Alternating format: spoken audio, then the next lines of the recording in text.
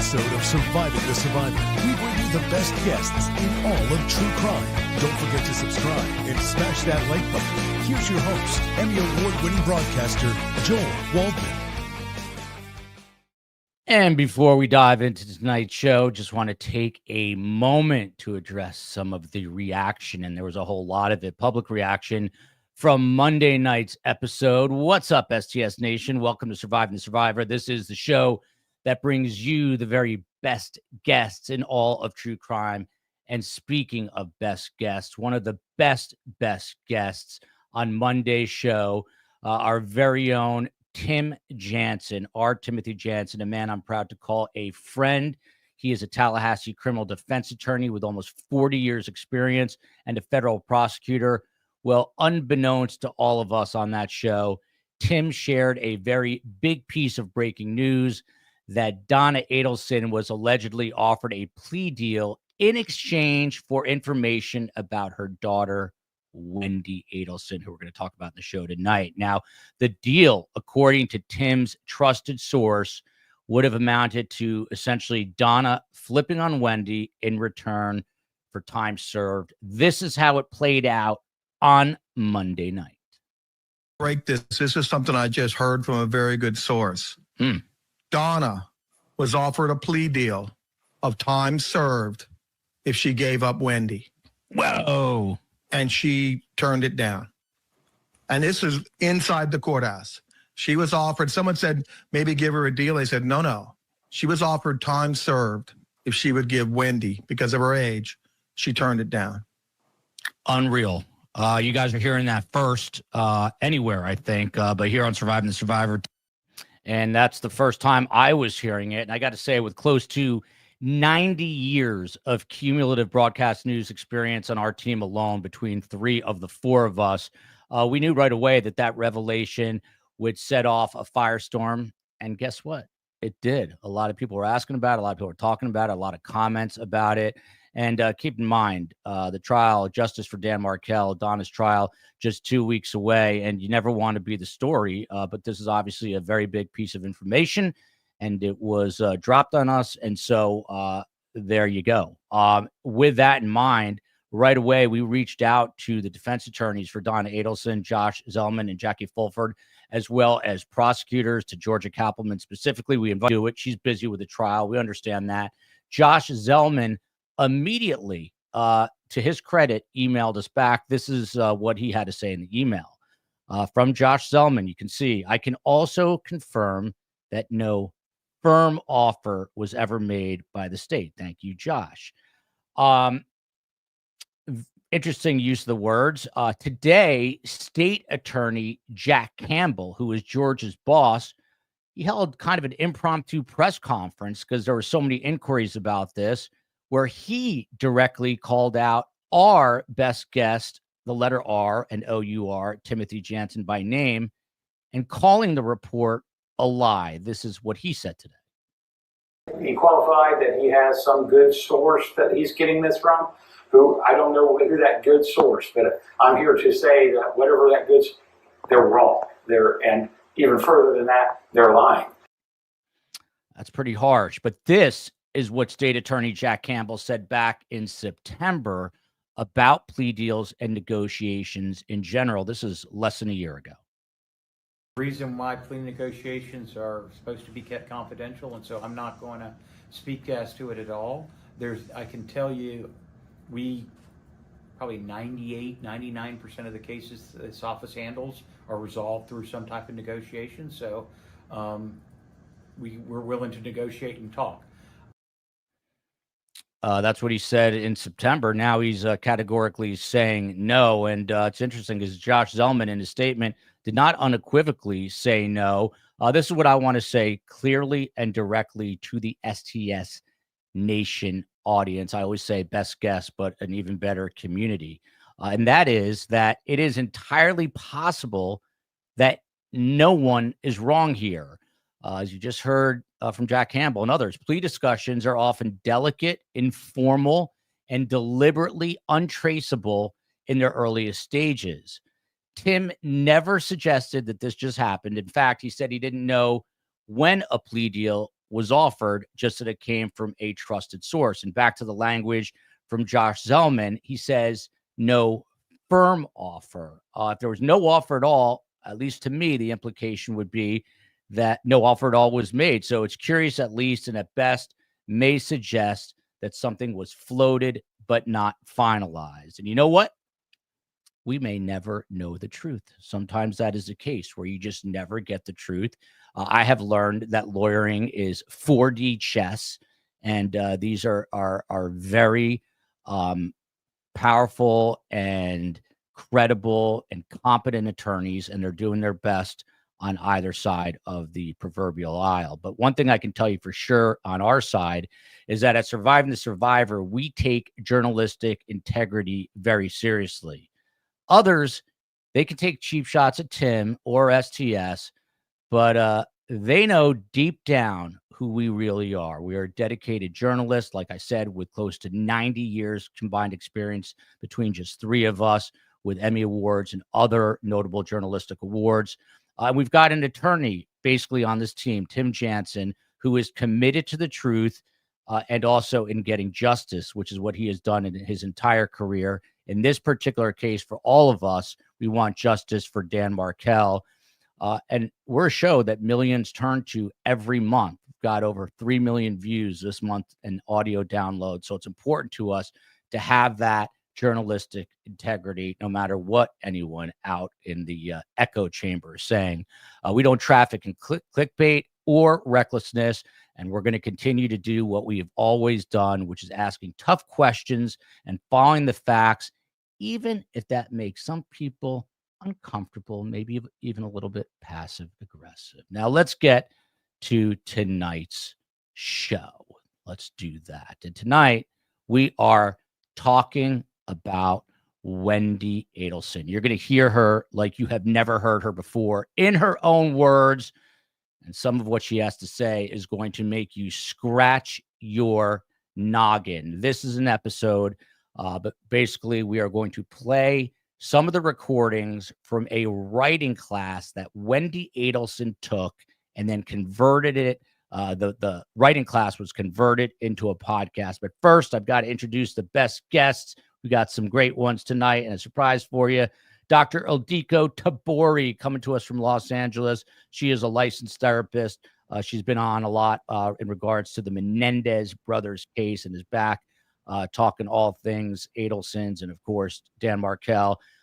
Personal fan favorite of many, Dr. Roger Rhoades, the wild Okie from Oklahoma. There he is. He just told me off camera he might make an appearance down in Tallahassee, which is a bit of a drive from Greenville, South Carolina, but he might do it. And last but not least, it is the birthday girl turning 86 years old in less than 4 hours. She and I were brawling today. She told me to go F myself multiple times. And here she is. I woke her from a nap and she was crabby.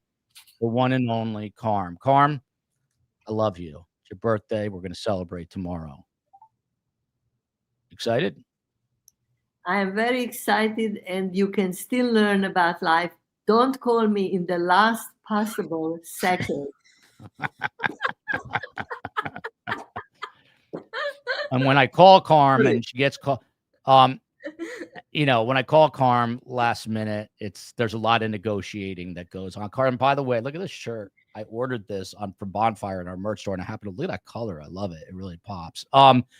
So the COE, we're going to be playing clips here. This is now, just to set it up a little bit, this is after the murder of Dan Markel, roughly 10 months or so, I believe. And Wendi decides she's going to take a writing class. This is real life. And then what's up, Space Coast on the West Coast? That's your de facto, I don't know what he is, great son-in-law. Anyway, so she decides it'd be a good idea to take a writing class and talk about the murder of her husband and then get feedback from her classmates during this writing class, which was then turned into a podcast. The episode is called Wendi in Her Own Words. The class itself was called Writing Class Radio. Before we get to the first clip, and the COE is going to roll all that, let me start with Dr. Tabori. I mean, Dr. Tabori, writing oftentimes, I guess, can be cathartic. I guess, what do you make of the fact that Wendi Adelson agrees to this class, which I think she knows because there's many episodes of this podcast called the Writing Class Radio, where her thoughts, her written word about Wendi are literally captured on audio, which we're about to listen to, and then played for the world to hear just a few months essentially after the murder of her husband, ex-husband. I mean, so just in terms of a cathartic experience, what does writing do? What are your thoughts on her doing this? Oh yeah. I mean, well, with her brilliantly written book. Oh yeah. I mean, it's a bit attention seeking, but I mean, that's not unexpected given what we've seen with Wendi Adelson of late, or at all. She wants to be the center of attention, and here's another way that she can get that notoriety. Dr. Roger Rhoades, anything to add? Here's a person, her husband was brutally murdered. They're still investigating the crime at this point. There's gumshoe police work going on.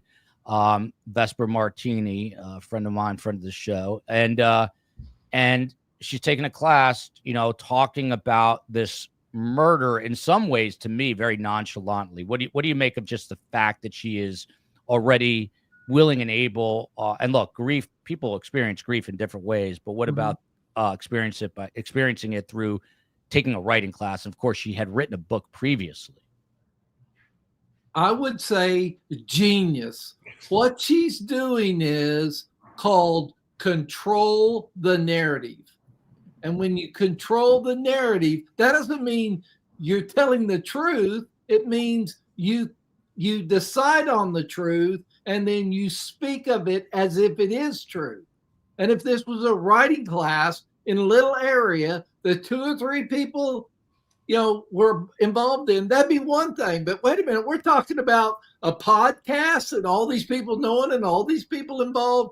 No, this is a narcissistic move to control the narrative and tell the story she wants to tell.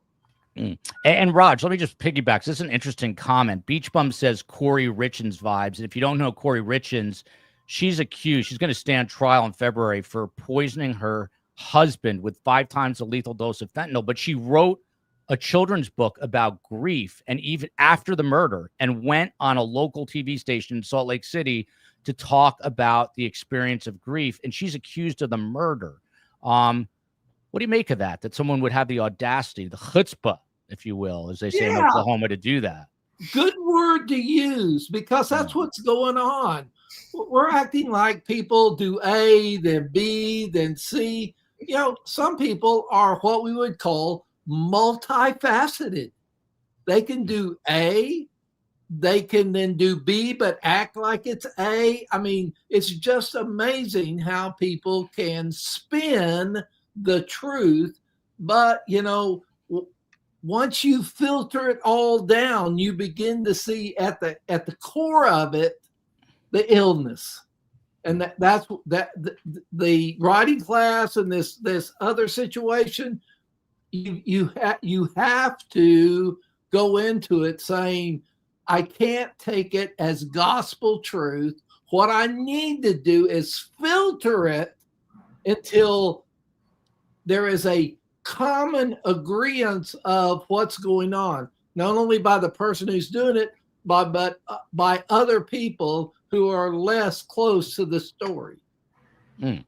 Karm, look at this. Welcome to my world. Karm looks bored, like she wants to go celebrate. Karm, you better get with the program and look like you're having fun. I'm not bored, but I have a lot of questions now. Yeah. Well, Karm, before you get to hold on. Before you get to your, and Karm and I brawl tonight, just so everyone knows, we don't hold back. We're honest here at STS. If Karm is not, well, I want to kind of go before Karm because of the level of guilt I have for yelling at her, at my elderly mother. But it's all about him. Karm, Here Be we a better son, Joel. Be a better son. Hungarians are passionate people. Yeah. Oh, boy. We are passionate people. Yes, you are. Now we're I have throwing to out ask this passion. question. I have to ask the question. Karm, before you ask a question, let me jump in. And then- Trumpy. And Karm's going to say that she has an elderly moment already. Vesper, everyone's on me to let Karm. No, but Karm, what I asked them about the writing process, but you know Ruth and Phil and Shelley, and we're literally less than 2 weeks out of this trial. I've mentioned this before. Phil just lost his daughter to a horrific disease, which is Not cancer. daughter, not his, daughter. his sister. Sorry, it's been a long day. His sister, not his daughter, his sister. Big difference. God forbid. And just what would you like to say to the Markel family with less than 2 weeks to go? It's a very tough time. People are focused on the trial. Things are happening. Things are said. There's press conferences being has all this stuff, but the focus should really be on the Markels and Dan Markel. So your thoughts on that, Karm? I will give that thought later. First, I have to talk about the topic. Okay. Well, what's your question then, Karm? My It's going to be a long night. this thing that this writing class. This was probably a seminar of maybe 4 or 5 people or 10 people. Mhm. And then afterwards, was this part of this seminar that you had the podcast, or did she choose to create the podcast? No, this is actually great question, Karm. The podcast is created by the writing teacher. So she uses the students. And I guess it'll clarify it. Let's just dig right into it. The COE is going to run the clip. What I will say to the Markels. It will never not be the Karm show when Karm is on. Go ahead, Karm. You host. Go ahead, Karm. Even Yes. when I am not on, it's still my show. Yeah. But in any case, I think I happen to know the Markels and I feel close to them. We make always these comparisons between our family and their family. And it's a very difficult, very stressful time. Even podcasters get involved, and they get all wrapped into it, and they really get all worked up. And people who really, it just brings back the loss. It's very, very, very difficult for them.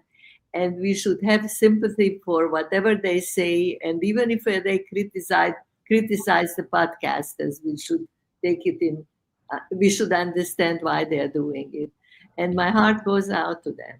And since we're talking about books and it's a summer, and I wrote a book, Ildiko misstated that Karm wrote the book, but I wrote the book. Karm signs the books. Big difference.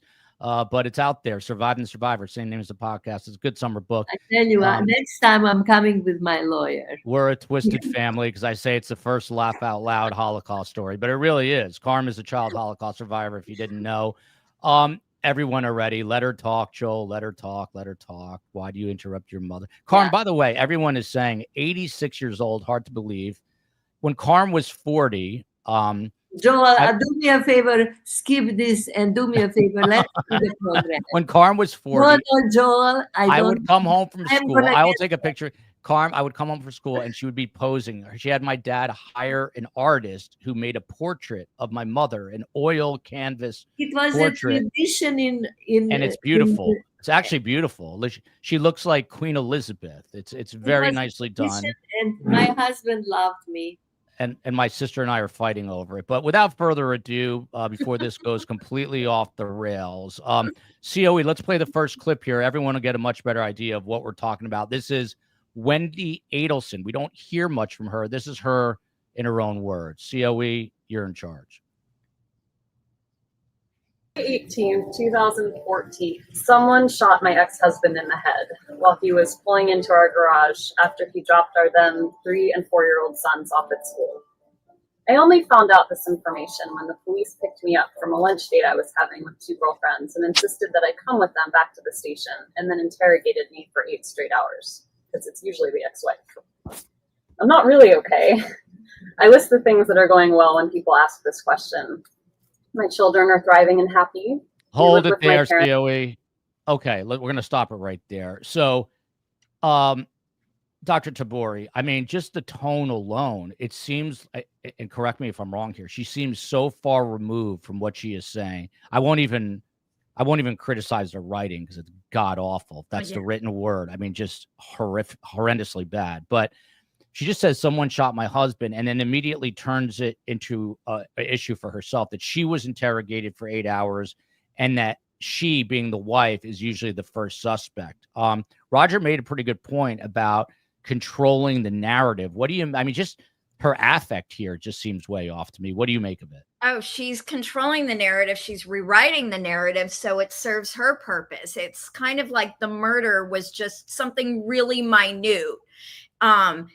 She just kind of breezes past it, and then she starts to talk about how it affected her and how the ex-wife is always the one who is the suspect, and that her kids are doing well. And I think, she goes into, I listened to a little bit of it, but she goes into, how she was really happy in her life teaching and all those things before then.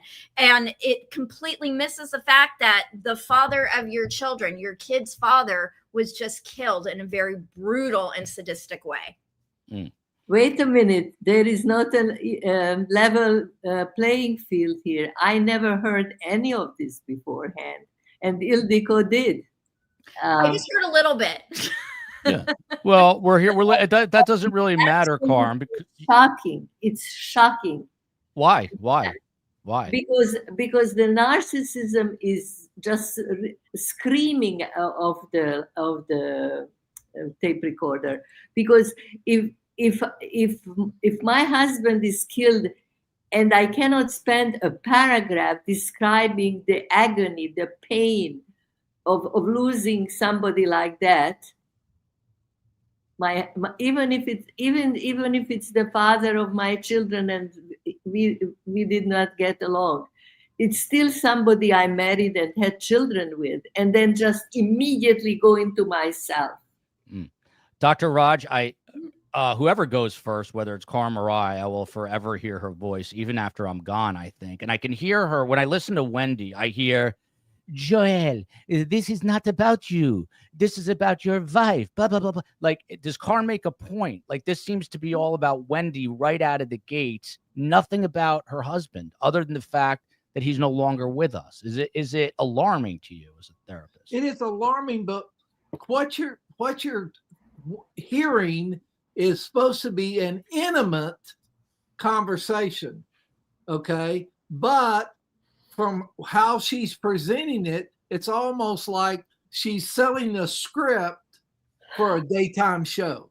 Here's what's going on, and here's the part I'll play, and this other thing happened, which, watch this, she couches it in the area of it was an inconvenience. Her husband dying was an inconvenience, but she's great. Kids are great. Life is great. Wow. Man. Look at this, Karm. She makes the husband sound like he was a slip-up. 10 months later. Yeah. So it's not like the immediate impact the following week. Right. But it's close enough where there is no suspect yet. Yeah. And Karm, yeah. I'm sorry, Karm. Now I want to get yelled at again, but look at it. The one thing I would wonder is, I know your husband. How long has it been since your husband passed, Karm? Well, now we are in August, and 2 years ago in March. So 2.5 years almost. And my question to you, Karm, that's 2.5 years. Does it still sting emotionally that you've lost your husband? Of course. No, wait a minute. Joel, hear that. Yeah, 2.5 years. I share it with him. We are very open. Karm will never get over my father, as much as I hate to say wait that. A minute. Wait a minute, Joel. That's called marriage. Yeah. That's called marriage. Some people are not happily married. My parents actually were in love. Yeah. That's called good marriage. Okay. Yeah. By the way, the fact they were in love. Yeah. And I'm just showing you in 2.5 years, I'm asking questions of 2.5 years, does it sting? Karm doesn't even hesitate. She said, yeah. But then if 10 days or however long later, what certainly wasn't 2.5 years, they bring this up to another person who was at one time committed to this man, and he gets shot, and I don't hear the same response from that woman as I do from Karm. That is a flag for me as a therapist. And by the way, this is a great point from neuropsych. Zena, we haven't quite gotten there yet, in fairness to Wendi, but if my ex-husband had been killed, my every thought would be for the well-being of our children. I mean, in the police interview, she is told apparently before she gets to the, to the police department that the kids were, at least in someone's custody, but there doesn't seem to be any sense of urgency at that point. But the question about the kids should and would be everywhere. I just want to open it up for tomorrow night, everybody. Let us know. Friday, there's a big hearing that we're going to take live. It could go all day, but it begins at 9 a.m. We will bring it to you live from Tallahassee. Tomorrow, you got two choices, unless you give me other choices, but either re-looking at Wendi's police interview or Jeff Lacosse's interview. Let us know what you prefer, and we could do something else if you have a better idea. We roll with the flow here. But neuropsych, Zena, again, just talking about the kids. And then look at this, Karm. For you, I'd like to chip in for a birthday cake for your beautiful mom. You're so lucky to still have her. I miss mine. I'm not sure how I continue without Karm, but I will take her out after yelling at her for dinner. Karm, you know what? You do look amazing for 86, even for 76 or 66. You Hungarians do have a lot of skin treatments. What do you? I have zero what is it? skin. I wish somebody would not accuse me of things that are not true.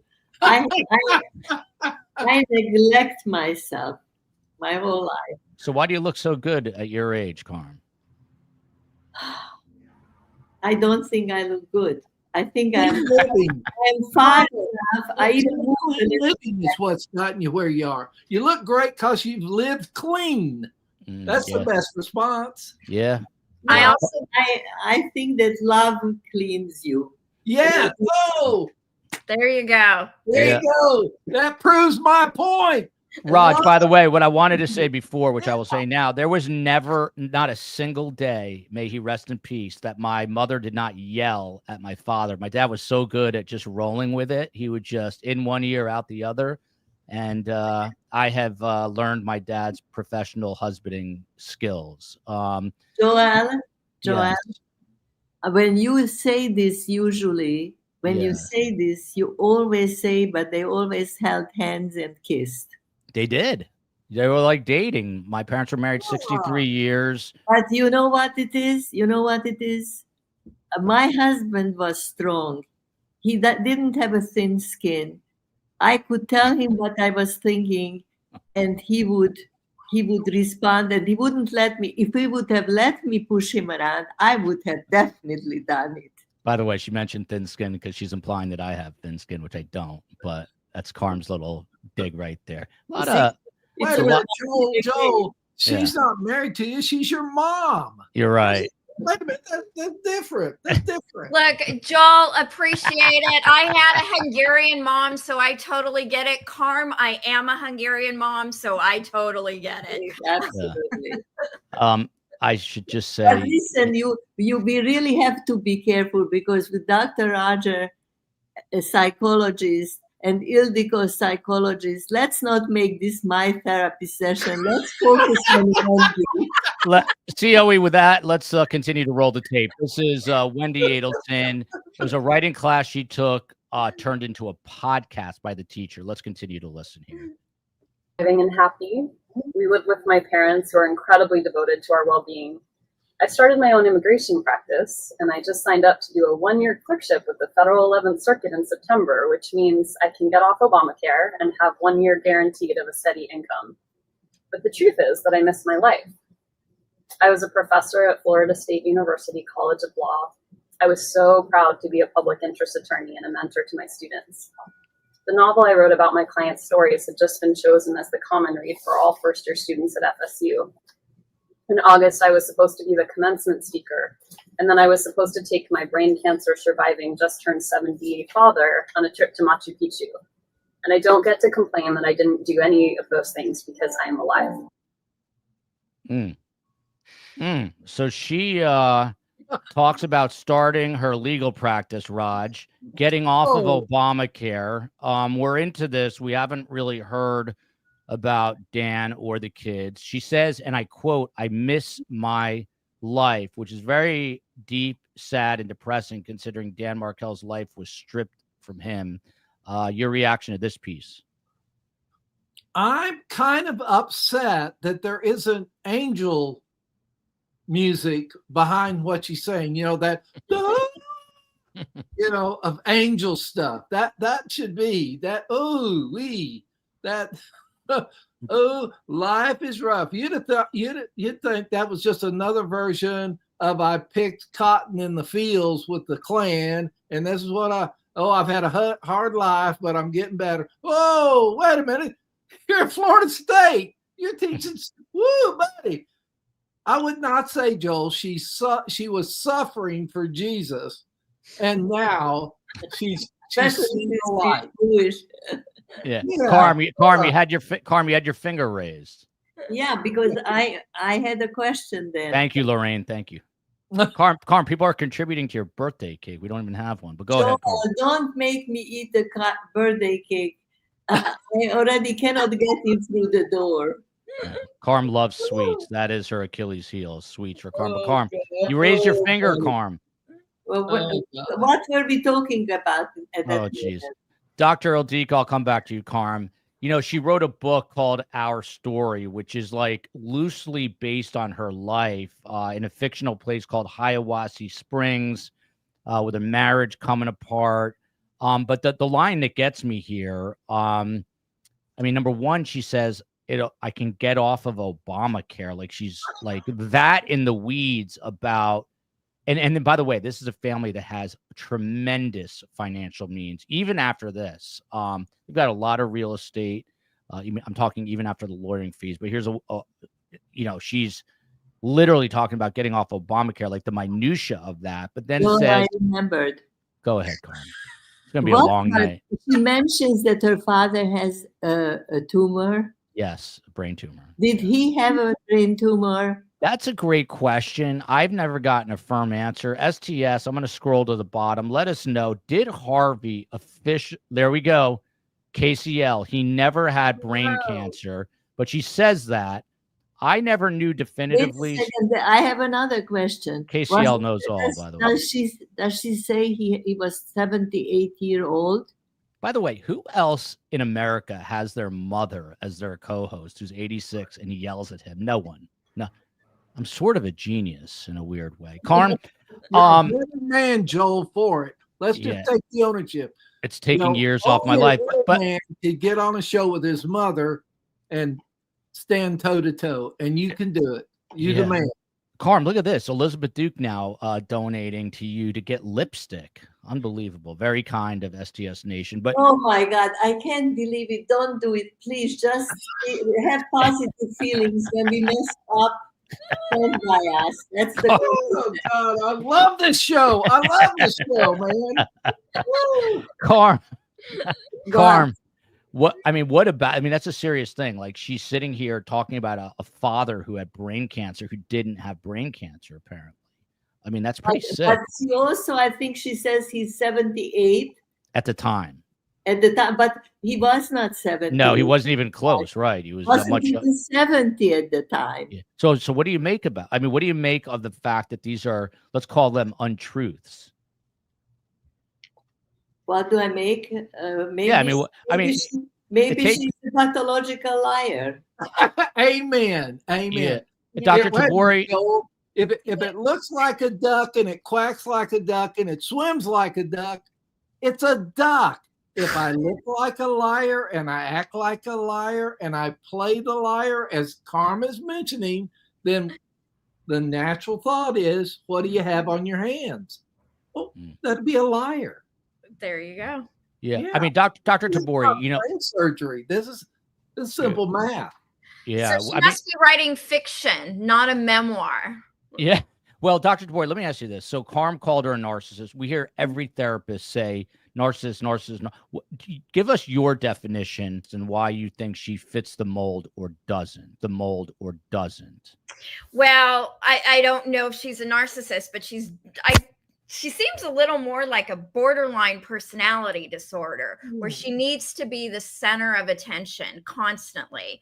And people with borderline personality disorder will either make you the good object in your life, like you're everything, as long as you're feeding their self-centered need. But once you stop feeding it, once there's a boundary that's there that they don't like, you are the devil, you are evil, you are the worst person to have ever existed in the entire world, an entire universe. So that's she in that section that you just played, she's just listing all her accomplishments. What about the father of your children? Yes, he was murdered. You forgot about that? Crazy. Yeah. I mean, Karm, let me ask you a question. I mean, what about, there's no sort of concealing the fact, Karm, that their marriage fell apart. She talks about it, and I think we'll get there, but the marriage fell apart. I guess my question, is it okay to have anger towards an ex? And maybe that's why she's not bringing Dan into it, because everyone has this sort of idealistic view of, marriage, that it's always a happy couple. And again, I'm pointing to you and Dad had a beautiful marriage. And I think COE and I have a pretty nice marriage, except when we're yelling at each other. But what if she just didn't, what if she just didn't have those feelings for Dan, and therefore she's not talking about him right now? Well, at that moment, this was 10 months after the murder, okay? Mm-hmm. And it wasn't like the day after the murder. And that on the other hand, they still didn't have a suspect.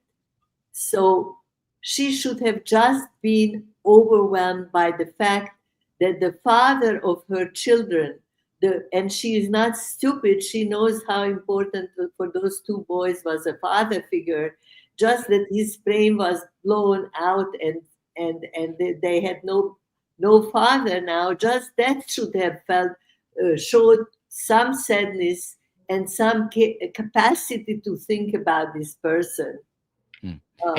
And Raj, let me hop in here. I mean, does she sound like a woman that is processing trauma, who's kind of going through these quote unquote stages of grief, or has just completely, skipped the line there?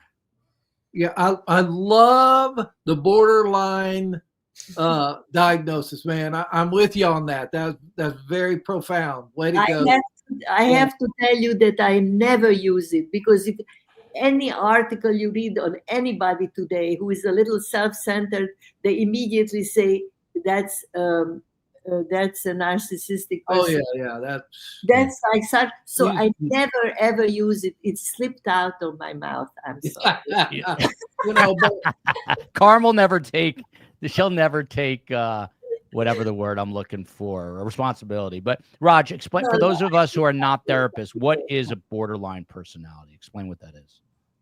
Well, I love the one thing that would probably make sense to non-therapists is the phrase shape shifter. Okay. The ability to change your shape to the situation you're involved in. It takes an incredible unwell person and an incredible focus on control, self-control, and not well processing to create a borderline person. Okay. Mm-hmm. But for the non-clinician, I would think the best explanation that would make sense to them is she's an emotional shape shifter. Mm. And Roger, yeah, I am my memory is a little rusted about the borderline personality, but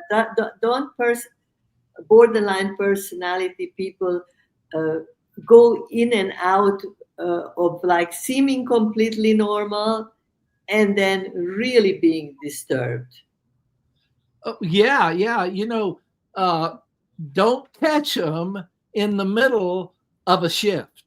Right. That's a dangerous place to get them. Because if you, What are you saying, Indigo? What are you What saying? I was saying is that, people with borderline personality disorder are incredibly manipulative, and they hijack your emotions, and they hijack your time, and they hijack your sanity, like your absolute sanity in dealing with them. And so no wonder the marriage was failing. If you're dealing with somebody with borderline personality disorder, I mean, if it's not about them, that's when they throw the fit. So it becomes about them. They can't allow space for anybody else to exist in the world.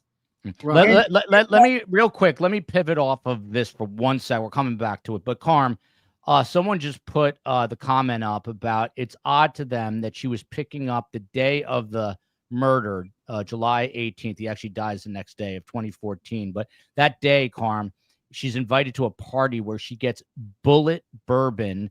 And I bring it up because we just watched the police interview again. And she drove way out of the way to a crime scene that happened to be her house. And she doesn't stop to find out what it is. She doesn't at that point know where her kids are. Isn't that highly unusual, Karm? I mean, if you were sitting on a jury and that evidence was presented. Exactly. I was thinking of this. On the basis of just this, I would be already leaning that way, that she showed signs of guilt. All right, so we have a lot more sound in the Karm, I have a higher authority to answer to, and that's the COE. There is an important point here. Yeah. She demands complete attention, and in her family of origin, with her mother, father, brothers, she was the center of attention, and that's how she grew up. I'm happy to get this comment because I have a feeling like 10,000 people are unsubscribing right now. But your channel is great, they say. I have an immediate stress headache whenever Karm is on because I know we're going off the rails. But COE has a lot more sound. Karm, usually it's Hebrew National, but I answer to a higher authority who is the COE, who runs my life and my house. COE, next clip of sound here. And this is now, I believe, the students in the class. By the way, the writing, because that's writing. When she says, I lost Obamacare, that's some of the least creative, interesting writing I have ever. It sounds like a first grader, not to bash the writing, but I am. But this is now students in the class reacting to her writing. COE. Learn a lot about the narrator. We learn how smart she is. We learn how much she's done in this time, where most people would be probably in bed crying and on drugs and medication. Something that I was curious about, if there's something in there that is causing her not to be able to really get any sympathy, or if she feels like she's not getting sympathy because it was an ex, or she's not allowed to grieve him. I'm so curious to see how the grieving process went. What do you call it? When they just say the story and they don't hot topic, cold prose. It's just said, and you're like, wow, that sucks. And what she's talking about hot topics, cold prose, is that it's not sentimental. It's just reported. The tone is perfect. Okay, so this is the reaction. I don't know what medications these people are on, but they say the tone is perfect. Look, a lot of these writing classes, a lot of it is like kumbaya. You could do it. You can be a writer, but from the COE here, reminder, the class and teacher didn't know what would unfold related to this case. That's a very good point. They're in the dark. I guess they weren't familiar. They were familiar, but didn't know that eventually her family would be implicated in this crime. But anything that stuck out to you there, Dr. Tabori? Wait, who was it? Her who was talking about that? That was these are students in the class or other participants. She was getting. Yeah, this is like the feedback, correct? The Yeah, feedback. well, I mean, I think the feedback that she's getting is pretty spot on. I mean, they're pointing out that there is like no connectedness to the fact that her husband was just murdered, and she's upset that her lunch with friends was interrupted. That there is no grieving process, that there is no concern for what happened, what's going on. And I saw somebody write that there was like no concern for her safety. So yeah, I think that the feedback that she was getting was spot on. Now, I'm sure the borderline came out and now she's like shooting eye daggers at them. Right, wait a minute. And part of what we want to say here is there's a thing called natural behavior. Okay, that naturally people behave a certain way unless they have mental issues and they don't process the naturalness of how to respond. They have to observe other people and act as if, and these people in that evaluation are literally, they don't even realize they're talking about the disconnect of what she writes, what's going on. They're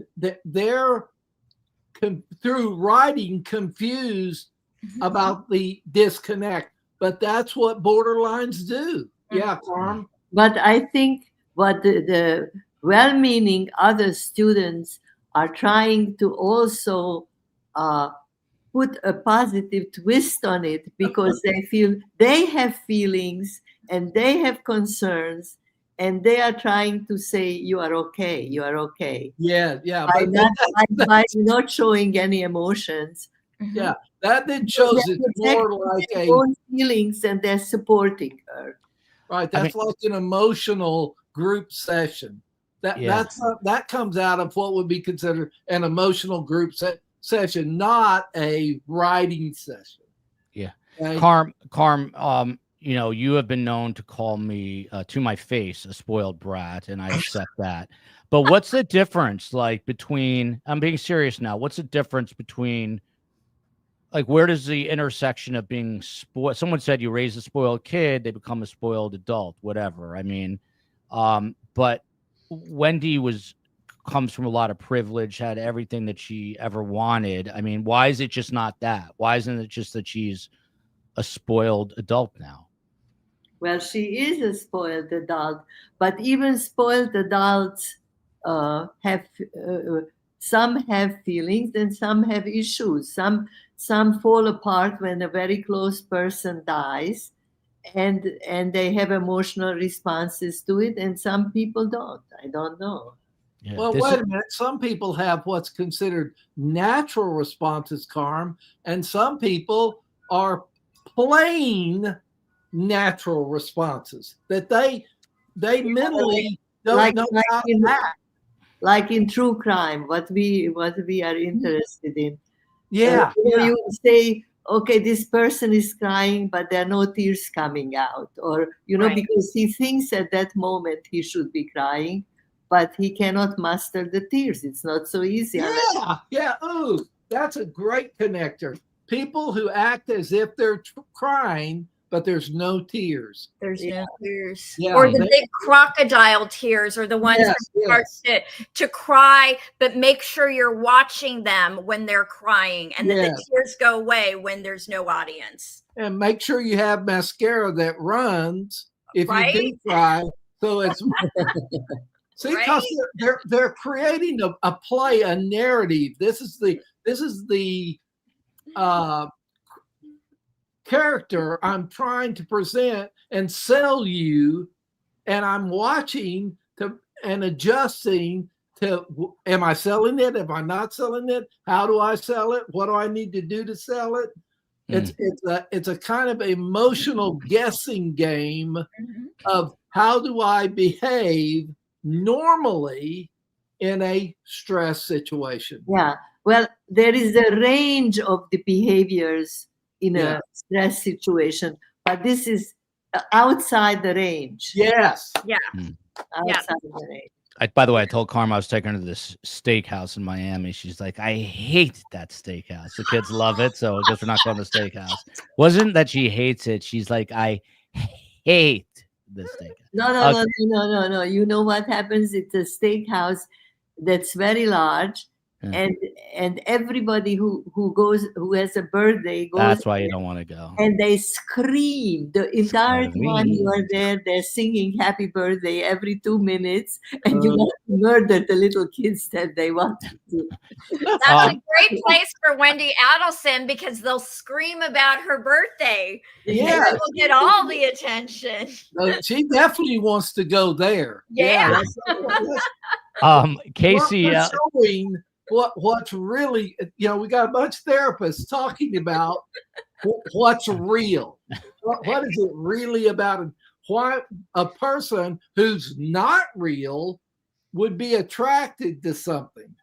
But Karm's talking about, wait a minute, as I'm being real, that's not really where I want to go, because I don't want all the noise and attention focused on me. But if it's about me, I do want to go where they do sparkles and jump up and down and act out. Yeah. By the way, no one is officially diagnosing Wendi. I see people saying you shouldn't. I mean, they're just giving their thoughts. No one is sitting here and proclaiming it. We can't diagnose her. Even for a retired person, it would be unethical without interviewing her, and not only once, but a number of times. And we have someone in the chat. But what we are saying is we are in the business of identifying ducks. We're ducks. We're duck identifiers. All the other three are, and I'm sure if you grew up with your mom, you are too, Joel. Yeah. So if all of a sudden we come across, oh wait a minute, what's that? Well, it looks like a duck. Okay, well, it quacks like a duck. Oh, well, it swims like a duck. Well, you don't have to be a genius to go, it's a duck. That's not diagnosing. That's just calling a duck a duck. That's what we're doing here. We're three therapists who've seen ducks before, and it resembles other ducks we've seen. Yeah. This is KCL. She said that and KCL deep dives into a lot of this stuff. Said she dedicated almost entirely to pictures of Wendi since she was a kid. One tipster told us Wendi gloated about the shrine area, a shrine to her, I think, as if it was a special thing. So the family really glorified this daughter and put her very center stage. So let's go on with some of the audio. COE, if you can, next clip, please. It was hard not to get up to hug Wendi. It was hard to not ask personal questions. So there you go. That's the teacher there. Dr. Tabori, why are you laughing? This is a 5-second soundbite, or because she said it hard that? No, because it that's exactly what Wendy's going for. It's hard not to get up and hug her. Well, look at me. I'm so sad. I'm the victim of somebody else's murder, my ex-husband's murder, and it affects me greatly. Not the kids, not anybody else. So yeah, that's hilarious to me. Yeah, it's longer. The CEO. Karm, real quick. If you know that somebody's husband was murdered, at that time they don't know by whom. And you know that she's left with a 4-year-old and a 3-year-old. Your heart goes out to them in sympathy, and she's a beautiful looking person, and she provokes this emotion of wanting to hug her and give her support, the poor woman. Yeah, Karm, Nikki Cuds, you met her at our book signing in New York City. She says this is a horrible display of an already awful, hard disorder. Her son has borderline. Amen. What would you like to say to Nikki? Yeah. Amen. What did she say once? She said this is a horrible display of an already awful, hard disorder, borderline. Her son has borderline. Yeah, so personality. So she she's talked an about it in the chat. Anything to say to her, Karm? we are all in this rough world, and I hope you get support handling this situation. I hope you get a lot of support from other people who are not in this situation of your son. It's not easy. COE, I cannot play the audio. Can you play the next one, please? It was hard not to get up to hug Wendi. It was hard to not ask personal questions. And it was hard to not ask detailed questions about the crime, like who murdered her ex-husband and why. But we're not the podcast serial. Our job as editors is to give feedback on the writing, to tell her what hit us and what we want to know more about. In her first story, she hinted at not feeling like she can publicly express how she really feels, a theme she repeated in this next story. 10 months ago, someone killed the father of my children. First, we got divorced, and then he got murdered. In casual conversations, I don't know whether to call him my ex-late spouse or my late ex-spouse, except that late ex-spouse sounds like latex spouse. Last July, someone, and we still don't know who, shot my ex-husband point blank in the back of the head as he pulled into our garage after driving our then 3- and 4-year-old sons to preschool. We married when I was in my mid-20s, when I thought I could cheat the system and marry a man I lacked passionate love for because, hey, didn't that die anyway during marriage?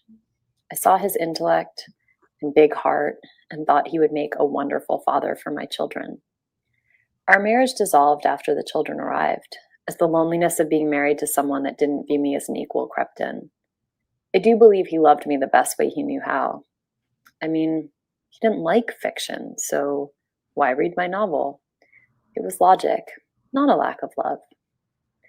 It feels sacrilegious these days, even to suggest something less than heroic about my latex husband, because he was murdered. He died violently and young, and likely at the hands of a professional killer. And the media had a field day in response.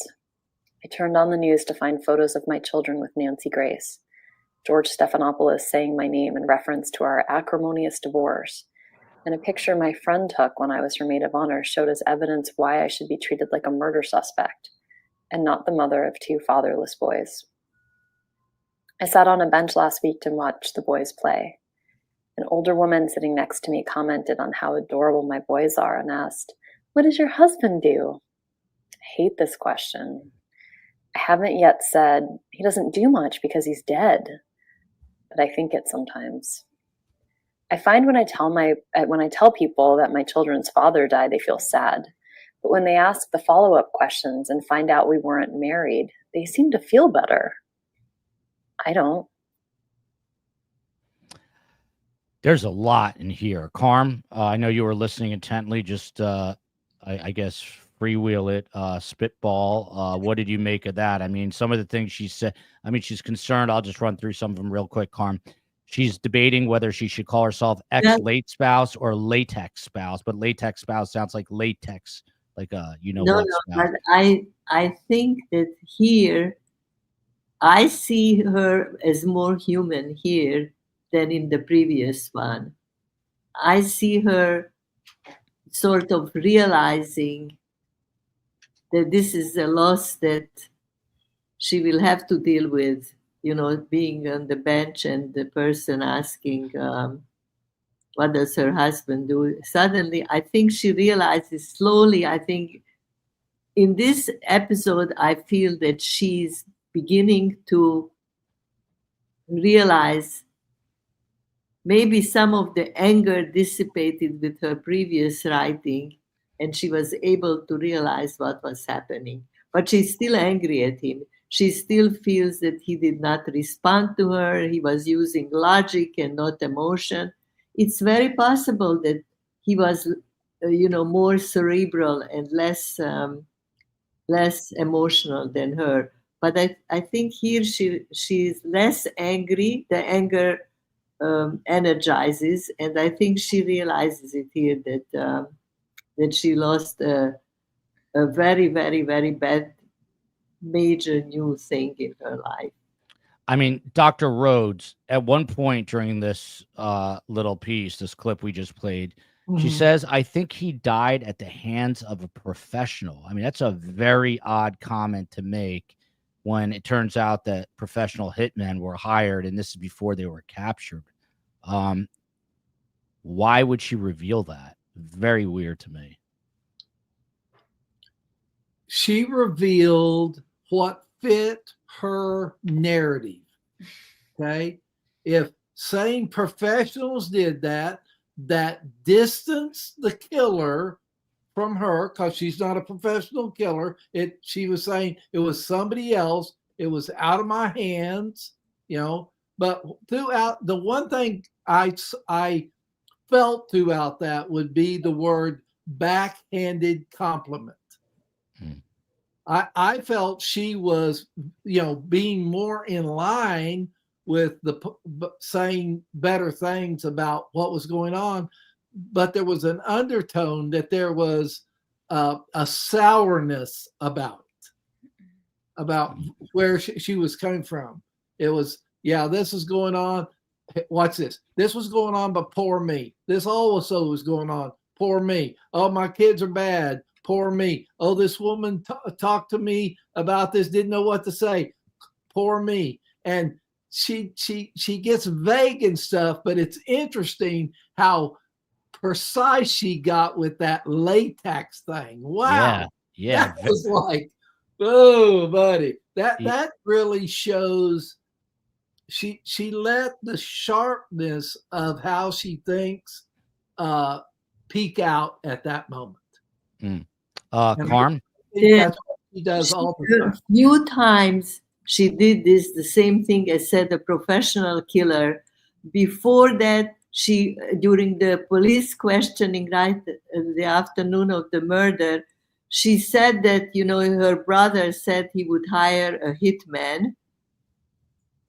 Yeah. And then he said it's cheaper to buy her TV set.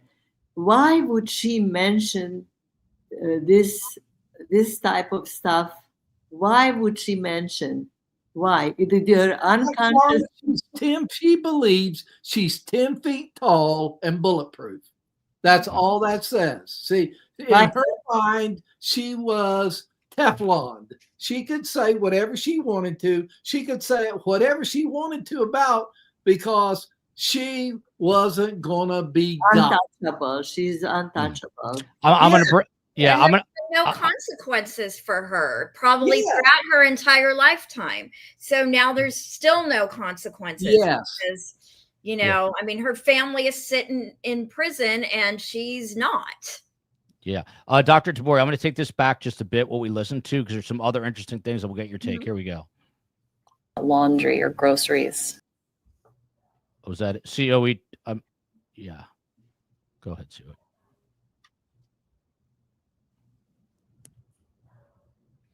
She doesn't. COE. It was hard not to get up to hug Wendi. It was hard to not ask personal questions.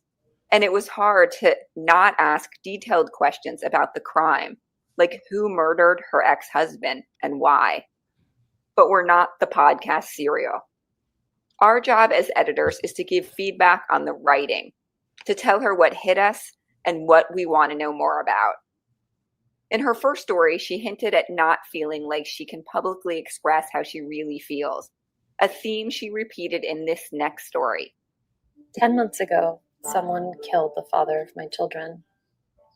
First we got divorced, and then he got murdered. In casual conversations, I don't know whether to call him my ex-late spouse or my late ex-spouse, except that late ex-spouse sounds like latex spouse. Last July, someone, and we still don't know who, shot my ex-husband point blank in the back of the head as he pulled into our garage after driving our then 3- and 4-year-old sons to preschool. We married when I was in my mid-20s, when I thought I could cheat the system and marry a man I lacked passionate love for because, hey, didn't that die anyway during marriage? I saw his intellect and big heart and thought he would make a wonderful father for my children. Our marriage dissolved after the children arrived, as the loneliness of being married to someone that didn't view me as an equal crept in. I do believe he loved me the best way he knew how.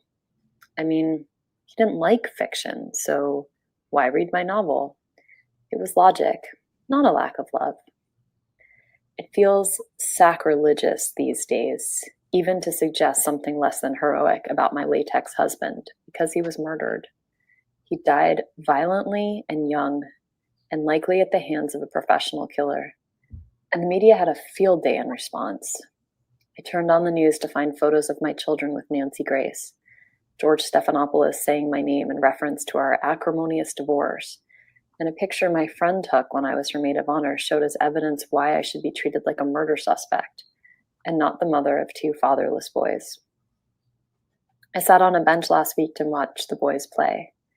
An older woman sitting next to me commented on how adorable my boys are and asked, "What does your husband do?" I hate this question. I haven't yet said, "He doesn't do much because he's dead," but I think it sometimes. I find when I tell people that my children's father died, they feel sad.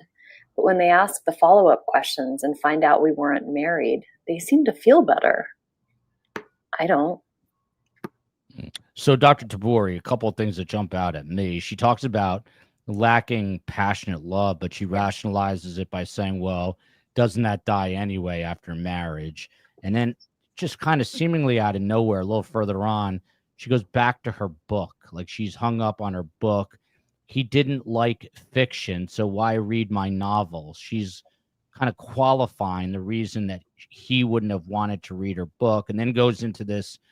It's sacrilegious to suggest something less than heroic about my ex-husband. It's like she wants to rip him apart, it sounds like, but she knows that the public perception is going to be off the rails. And then, of course, the fact that, again, she is stating earlier on that somehow at one point she says, I don't know what happened to my husband, but then she says she believes professionals did this.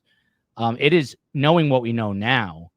I got to tell you, if I was sitting on a jury for Wendi and this came into evidence and I was a juror, this would make me scratch my head in a lot of different ways. What about you? Yeah, I mean, let's set aside that it is actually really bad writing. Yeah. But it just is. It's so disjointed. But you know what struck me, and I was struck in the same way you were, Joel. It was, you know, she has to throw in these digs at him, just like putting him down and putting him down. You know, it was passionate. I didn't really love him, but it's okay. You know, I thought he'd be a good father. And he didn't read my novel that I slaved over, right? It has to make him somehow the bad guy so she can continue to seem like the victim. And then Karm, what about being hung up at the top of this where, I mean, this is so weird to me. I don't know if I should be described or called the ex-late spouse or the late ex-spouse. And then she makes the joke that it sounds like latex. Well, but what is that about? Like, why is that? Inappropriate humor. But I mean, even like my brain would not go to it's just a very weird. Well, we both like to kid around with morbid things, but we wouldn't make this joke. No. Yeah, it didn't seem like. All right, so the COE had to bounce to get my kids mid-show. CO, are you still there? If you are, can you play the next sound? And if not, I'll play what I think is the next piece. I think there's only 1 or 2 left here, everyone. Joel, yes, sir. I bring up a thing that is interesting, how it slides by as she's hammering her husband. She admits right up front of purposely looking to cheat the system. She says that. Yeah. I was trying to cheat the system. The marriage was about cheating the system. Woo, buddy. Yeah. I am very sad when I think about it that in her middle 20s, she married without passion. For me, that was such a sad thing when I heard that. Right, but Karm, she did that on purpose. I That's what can understand the if she word. does that when she's 40, Right. But but in her mid-20s. And what I mean, Dr. DeBoer, what about this notion? Because I don't think it's true. Like marriage doesn't have to, love doesn't have to die, or passion doesn't have to die. It's like I guess it was kind of like she's trying to rationalize what happened to her, but there's a lot of marriage. Jolie couldn't die because it was never there. Okay. right. There's no dying because there was no existence of. It But a real seems like marriage. it seems like it's a lot of sacrifice on her behalf. It's a lot of sacrifice. But yeah, Karm, you're right. I mean, 20-something-year-olds don't go into a marriage, a passionless marriage. 40-something, sure. It's a little more practical. You're looking for companionship as opposed to, parenthood. It's But yeah, it's yeah. like So I don't know. I'm not sure I necessarily buy it though. But again, I don't know her personally. So Yeah, I think we have one more clip, which is labeled "The Last Intimate Moment." So this could be interesting. I'm going to play this, and then as much fun as I'm having with Karm pre her birthday in just a few hours, we'll get some final thoughts. But let's take a listen to this. Again, for those who are just joining, Wendi took a writing class about 10 months after the murder of her husband. Sort of a cathartic experience. The writing class was turned into a podcast by the teacher. So that's what we're listening to. Here we go. Last intimate moment. It should be intimate when a man cries in front of you while you hold each other. And it was, but I wasn't crying. Sometimes I feel like I'm all cried out. This year, I told my small children that their father was dead and wasn't ever coming back. And a few nights ago, when a beautiful man teared up in my arms, I wondered if I could ever cry at something beautiful again. I shared a piece of writing with him I was trying out for class. It describes a scene where I'm immensely sad. He tells me he was initially impressed with all that I have accomplished, but now he's more taken with what I have endured. I appreciate his words and wonder, why can't I be that woman on the spot? So that's, I just want to take this back to here because there was one thing that caught my attention. It should be intimate when a man cries in front of you while you hold each other. And it was, but I wasn't crying. Sometimes I feel like I'm all cried out. This year, I told my small children that their father was dead and wasn't ever coming back. Just that part right there. This year I told my, I mean, Karm, to me, it is so matter of fact. It's like so far removed from I'm sure the pain that her sons feel, the pain that Ruth and Phil and Shelley feel. It's just like it's almost like she's having an outer body experience looking down at this and is not experiencing it herself.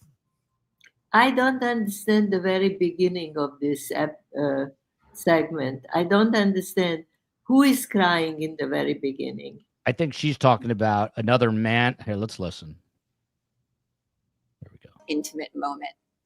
It should be intimate when a man cries in front of you while you hold each other. And it was, but I wasn't crying. Sometimes I feel like I'm all cried out. This year, I told my small children that their father was dead and wasn't ever coming back. And a few nights ago, when a beautiful man teared up in my arms, I wondered if I could ever cry at something beautiful again. Wow. Yeah. Raj. What? Unbelievable. The subject is intimacy and vulnerability. Mm-hmm. And she, from another person and affecting you, and in her narrative, she makes the story about her. Wow. Also, like, is it necessarily she's saying this beautiful man? Like, is that even important, or is that just to raise herself up? That's like if I was like, and some hot chick was crying in my, like, you don't need to know that. That's not part of the story. So well, it sounds like she's trying to emasculate him. A little bit of like, that too. Yeah, like post-mortem emasculation. Yeah. She I believe what we're hearing there is the grooming of her next. She's got by the way, she's got a boyfriend now. I don't know who this guy is, but she's with somebody. There's one more clip according to the COE. I think it's this one. I'm going to play it, and then we'll get reaction and final thoughts. This was It was hard not to get up to hug Wendi. It was hard to not ask personal questions. And it was hard to not ask detailed questions about We the heard this crime. already, right? Like who murdered her ex. What's the other clip? The COE leaves me hanging here. Let me see. Is it this one? Blame it on somebody. I gotta blame it on the COE. Hold on, let's see. It's this. In response to the prompt lies, Wendi remembers the death of her friend's father. And again, she discovers that sometimes her outward reactions don't match her inner emotions. My childhood friend Lisa told me this weekend that she never even knew I was unhappy in my marriage. I had no idea I hid it so well. I always thought that I had an expressive face, the kind that easily registered happiness and disappointments. But the more I think about it, the more I realize that most people think I am very happy all of the time because I smile constantly to try to engage with people, make them smile too. I think this face is a kind of mask that I wear out of a life of endless practice, like a kind of muscle memory for the face. I can even remember one time learning that a friend's father had died, and upon hearing the news, I smiled. It was a bizarre reaction since I loved my friend and her dad very much. We were 13, and I remember him making pancakes for us many a Sunday morning after a few of us slept over. More than 20 years later, I still feel like a freak show thinking back on that moment. If I'm a person that likes to be funny and to use humor and levity to engage with people, then is it an authentic or inauthentic response to smile at the news of something tragic? Am I deluding others or myself when I smile or laugh through the pain of a terrible time? Am I avoiding actually bathing in the grief I need to feel so that when time passes, I will have missed my chance to mourn? Should I run it? I just want to go back. It so well. I always thought that I had an expressive face, the kind that you Over here. friend and her dad very much. We were 13, and I remember him making pancakes for us many a Sunday morning after a few of us slept over. More than 20 years later, I still feel like a freak show thinking back on that moment. She's talking, Mom, about smiling like uncontrollably when her 13-year-old friend told her that her father died. And basically pinning it on the fact that she's got resting, smiling face. I mean, what is that about? That she's got? You know, that to me, that is still within the range of, being 13-year-old. You don't expect perfect reaction. I know sometimes when I hear a bad news, I have an inappropriate reaction. Even now, I don't giggle, but I feel very, very sad, but uncomfortable also. And maybe she felt uncomfortable when that's not the question. The question is that she says that she always has to smile to win people over. This is how this is her currency with which she buys up people's sympathy, so to speak. Yeah, and Rod, just an interesting comment from Timothy Smith. She remembers eating pancakes 20 years ago, but can't remember whether she gave her dad a 70th birthday present, which some think was the murder of Dan Markel. So, again, you made a great point at the top, controlling the narrative. Is that what you think? Yes. Like, was there an ulterior motive in taking this class to sort of put something on the record, maybe even to realize that one day, if this became, she talks about the media attention at the beginning, so sort of a chess move to do this, anticipating down the road a show like this or another show would play this, and maybe she could get a step ahead on the story. Raj froze up. Dr. Tabori, I'll have you take that. Yeah. My question to you, Joel, is: do you think? Oh, I'm sorry. No, go ahead, Raj. You're back. You're back. Go ahead. I thought it was about me. No. It is about you. Go ahead. No. Okay. What we're hearing about the pancake thing is what I would call an oops moment. That she realized, that didn't work. Okay. And do I think she can remember to the moment when she oops about something? You bet. And for her she has to focus on the oops moments to create her narrative of what she wants everybody to believe. And so that calls for her to have what would be called a selective memory. That she's got to remember I'll remember this and make sure I don't do this. That was an oops. I smiled when I should have been grieving. And I'm working on me to align my demeanor toward what would be considered normal. Can I just inject one thing? It's very hard to just base my complete opinion on what we heard tonight, because we have been living with this for 3 years, 4 years. Some people have been involved with this situation for many years. And we remember the letters that Donna wrote to Wendi. In other words, I think in some ways she almost taught Wendi not to express her emotions. Like she says to Wendi, you are a good actress and you can pull this off. You remember in one of the letters? Mm-hmm. Yeah, 100%. And so you don't know, she had a very good teacher, because Donna is really detached from her real emotions. And she really had a teacher here. Yeah. It's a very, if I may say, it's a very tragic story. What's the number one form of education? And the number one form of education, Karm, is monkey see, monkey do. Yeah. That the little monkeys watch the big monkey. Yeah. Even on a non-verbal level. Mm. Yeah.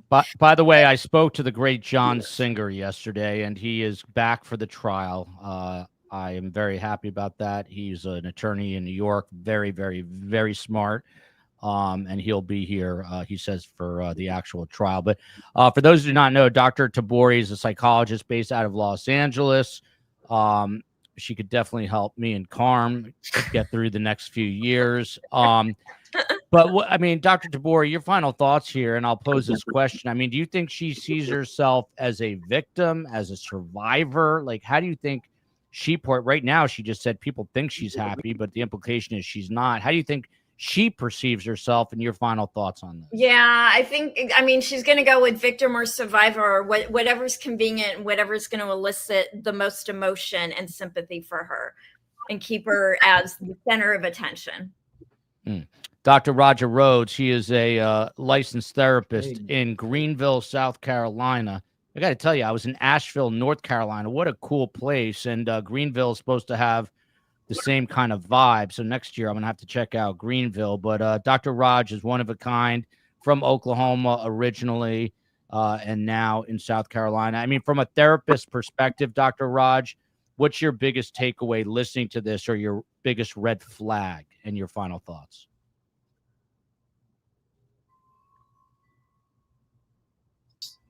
This is always when Raj is. That's the first thing I would say to all this. I saw one of the people write in saying incongruence. Yeah. Boy, there it is right there. Are we saying in face to feelings? And that's how you tell when something's off. That healthy people are congruent. What they feel and what they show fits. This does not fit with her. And is that a concern? Yeah. But she's not my client, and I wasn't there in the garage. So do I know? No. But does it, from my viewpoint, appear like a duck? I'm going to say, Joel, you bet. You bet. It looks like a duck. It swims like a duck. If you took 100 people and their spouse was killed, would the majority of people you interview look like this lady? And the answer would be no.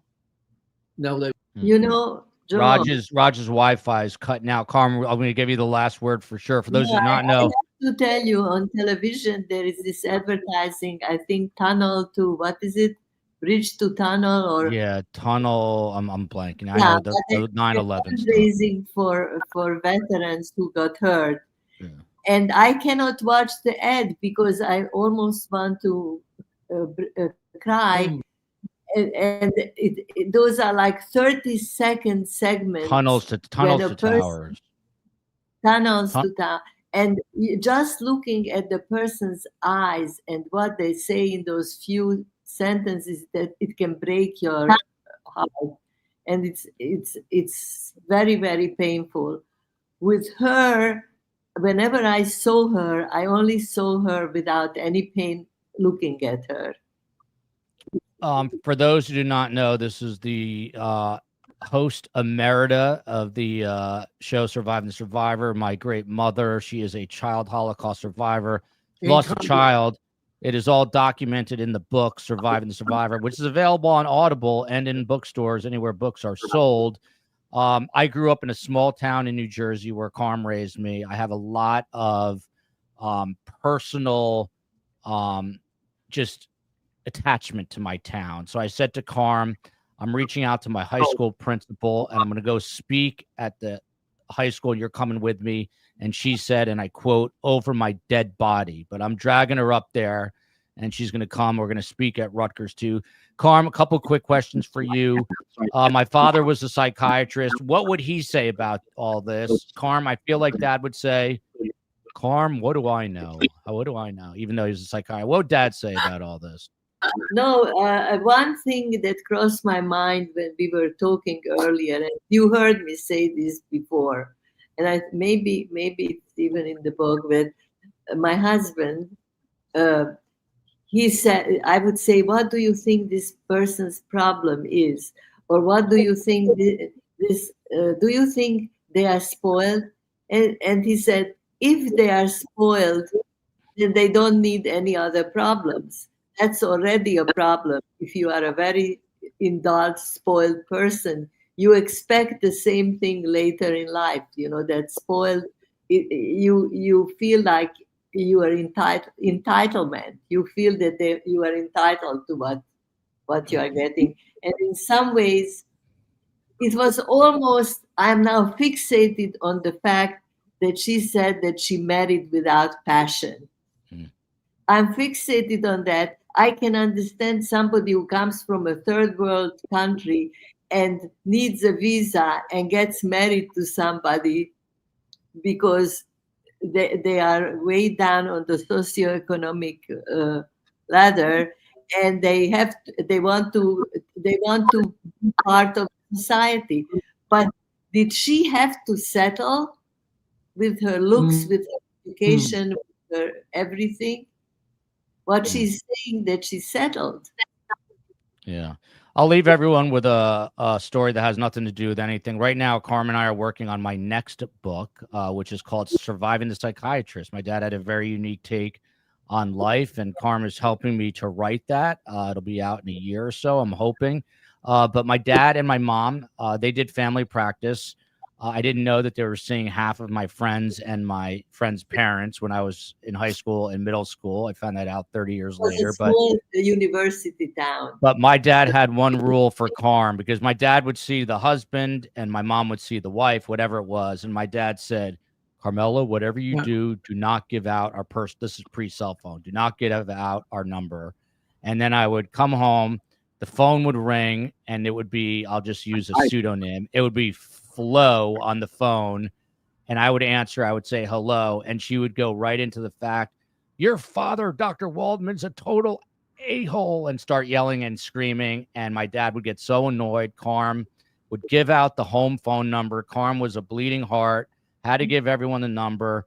My dad hated it. That was part of what I did not give everybody their phone. Part of what bonded them and made their love story so beautiful. Karm, you get the final thoughts. Tomorrow's your birthday. It's 2 hours and 28 minutes away. You turn 86 years old. Words of wisdom, Karm. I thank everybody who wished me well, and I wish everybody well. And I told you before, I don't like STS Nation. I like STS Family, because I feel that we are a family, and many of us met, and many of us, we meet on the website. And I wish everybody everything good. And this trial will be very stressful and emotional for the Markels. And when you are in Tallahassee, you have to give her a lot of support. You too, Dr. Roger.